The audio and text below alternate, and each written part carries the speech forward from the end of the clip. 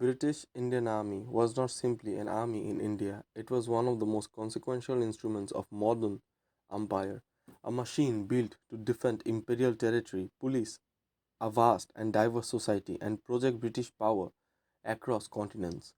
Between the late 19th century and 1947, it evolved from a fragmented set of presidency forces into a centralized, professionalized structure that fought in the world's largest wars, shaped the politics of South Asia, and left an institutional inheritance that still defines the military frameworks of India, Pakistan, and later Bangladesh. To understand it is to understand how empires turned geography, manpower, administration into organized, coercive capacity, and how that capacity eventually becomes politically uncontrollable. At the center of the story is a basic imperial problem. After the East India Company's conquest and consolidation in the 18th and 19th centuries, British rule depended on armed force that was locally recruited yet politically reliable. Before 1858, the company's military power rested on presidency armies, the Bengal, Madras, and Bombay armies, each of its own command traditions, recruitment patterns, administrative habits.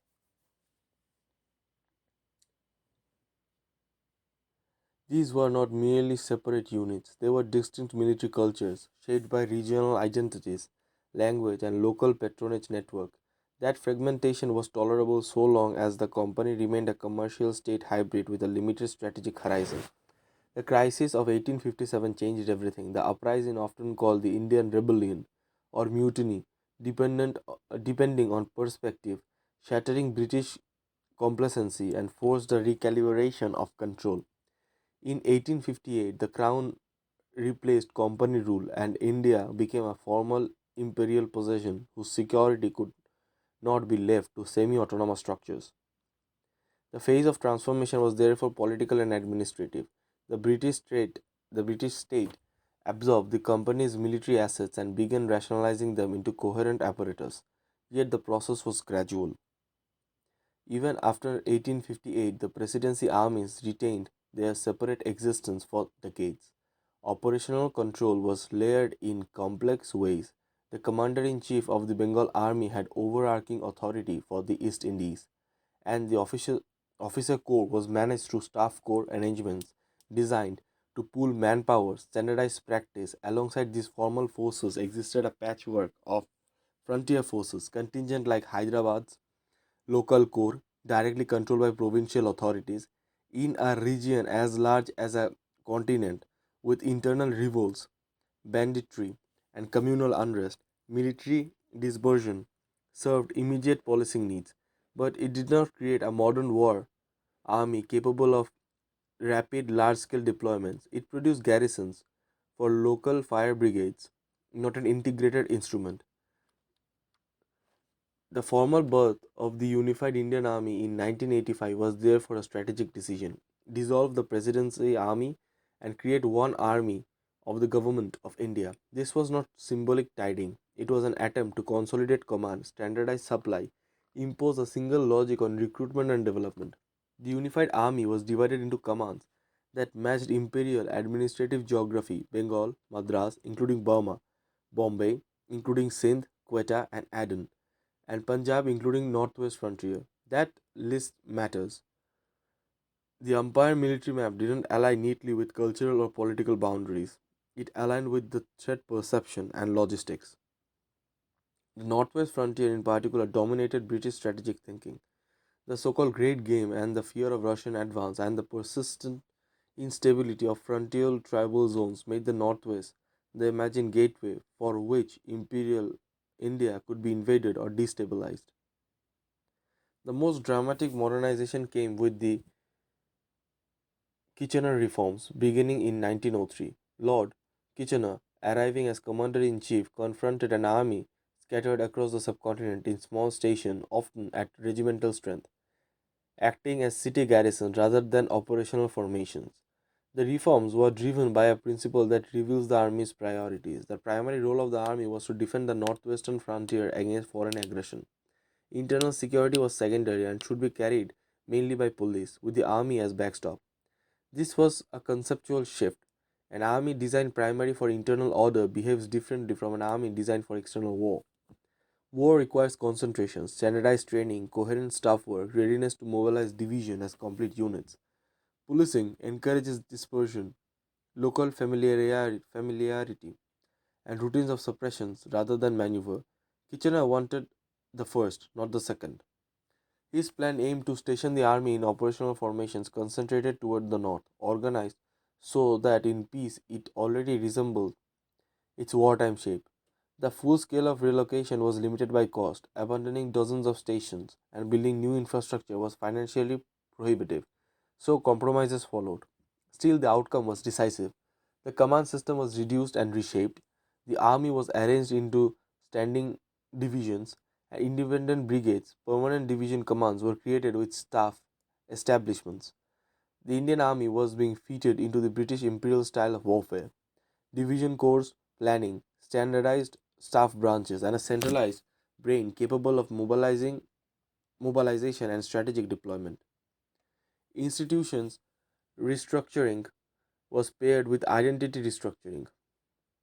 The redesignation and renumbering of regiments after 1903 reinforced the idea that there was one Indian army, not three presidency lineages. Renumbering cavalry, artillery, infantry, and Gurkhas into a single consequence did two things at once. Administratively, it reduced confusion and made records posting and mobilization planning easier. Politically, it weakened regional historical loyalties embedded in old titles and affiliations. An empire does not like military units becoming local institutions with deep roots in particular province, social network, or political mood. The Indian Army also practiced rotation of regimental battalions between formations so units didn't permanently belong to specific division. That rotating system served a strategic purpose, gave all units frontier experience and prevented localization. In other words, prevent the army from becoming socially embedded in ways that could produce mutinies, bargaining, or political capture. Staff modernization accelerated as general staff was created to manage military police, training oversight, wartime operations planning, intelligence, distribution of force.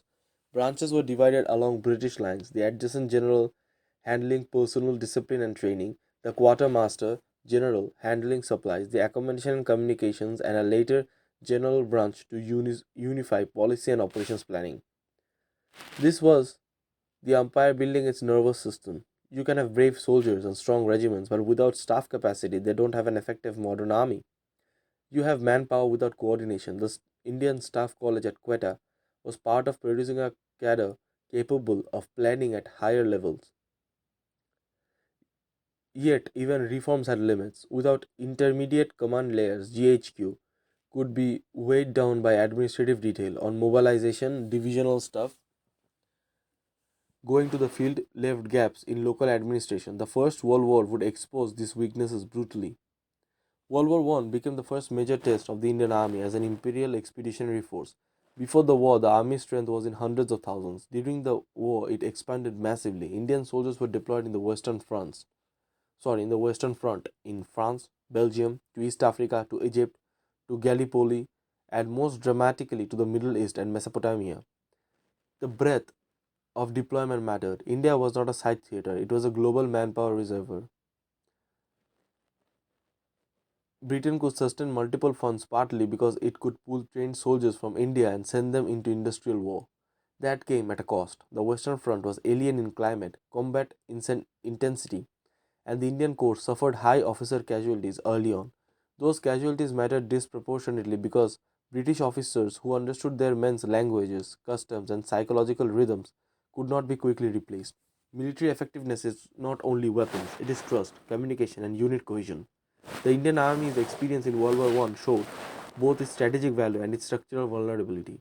It could provide huge numbers, but its officers' architecture was fragile and cultural specific.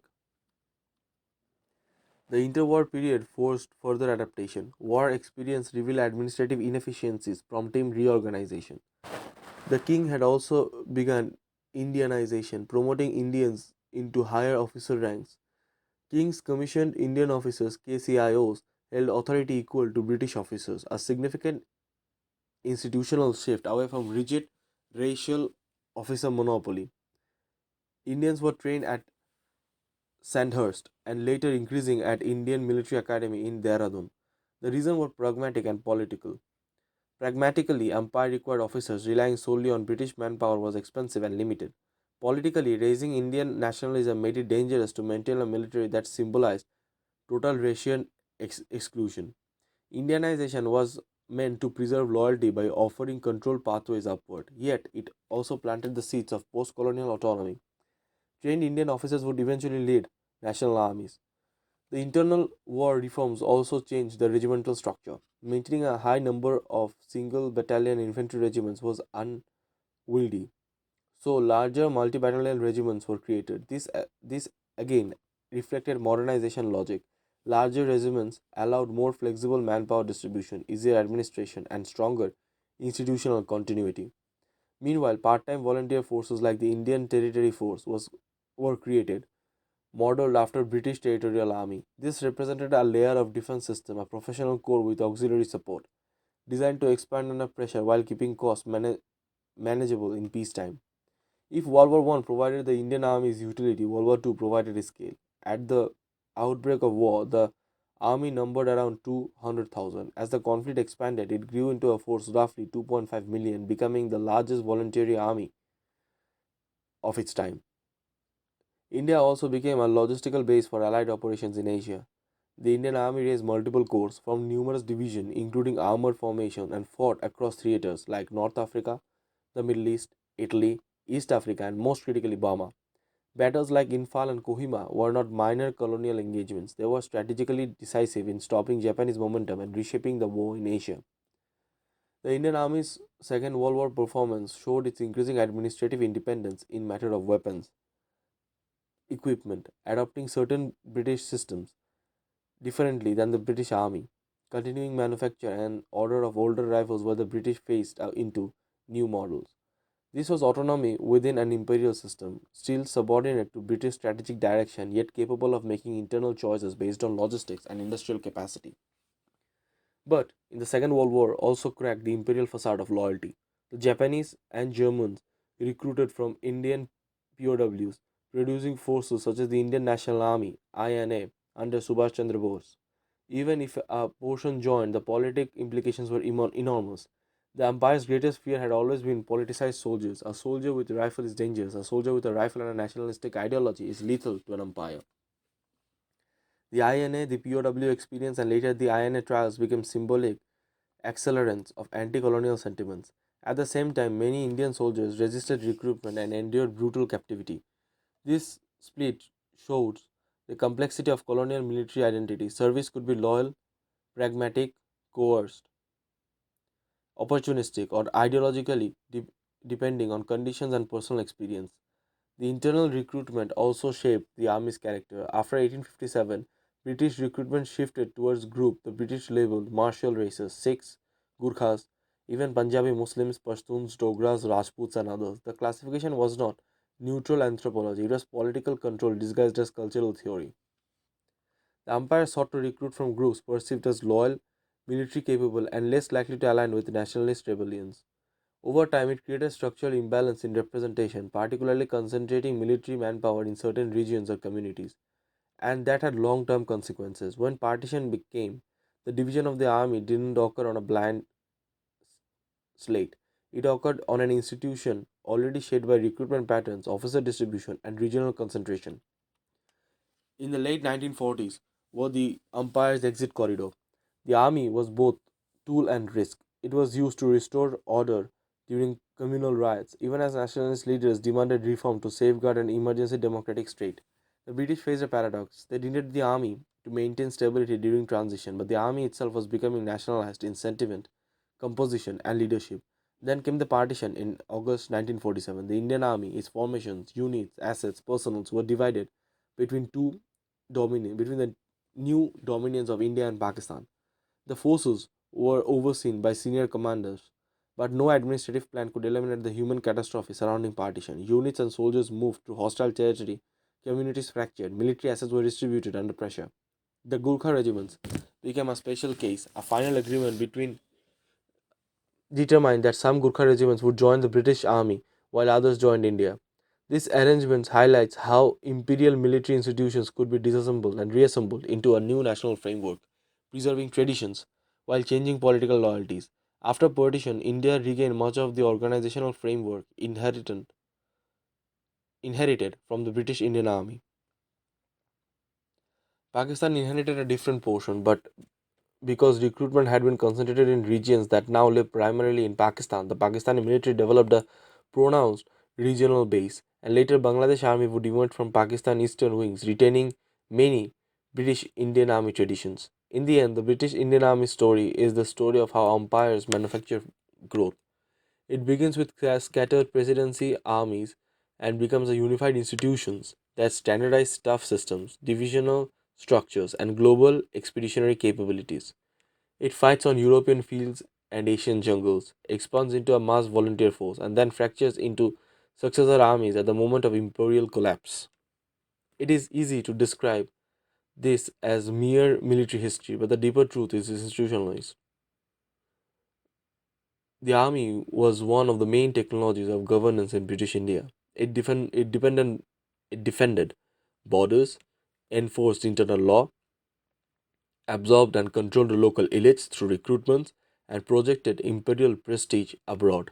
It also shaped modern South Asian military cultures, doctrines, and even political trajectories.